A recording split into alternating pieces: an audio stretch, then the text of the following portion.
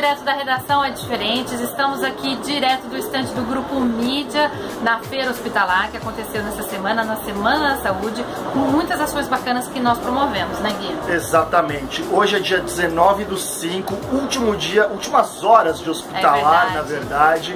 Foram mais de 1.200 expositores, 90 mil visitantes, dezenas de horas de conteúdo e a gente fez toneladas de entrevistas. É verdade, e a gente promoveu vários encontros e homenagens aqui em nosso estande. Por exemplo, homenagem à Abimo, 55 anos da Abimo, ao Biocor, a Roda Viva Saúde, uma parceria Grupo Mídia e FBH. Reunimos vários gestores aqui para discutir peculiaridades das regiões no quesito saúde. Também tivemos um encontro com os nossos colegas jornalistas. Exatamente. Aqui em nosso estande.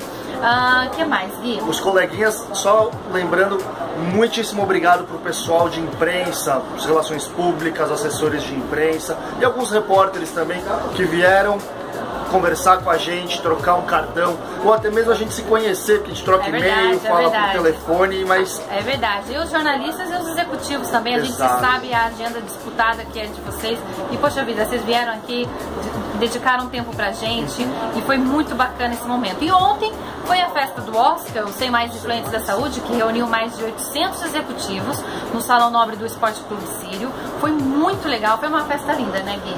Muito bonita, muito conteúdo, mas principalmente com um show de primeiríssima qualidade. É verdade. Surpreendeu? É verdade, para encerrar a Semana da Saúde com chave de ouro. Exatamente. Bom, pessoal, eu e o Guilherme, editor da Health IT, ficamos por aqui.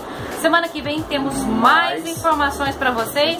Até lá! O tempo tá apertado, a gente não vai mostrar nesse direto da redação as capas das revistas, mas no próximo a Carlinha e eu com certeza vamos mas já está disponível no site já. Acessa lá a versão online da Health IT, Health Arc e Health Care. Até mais!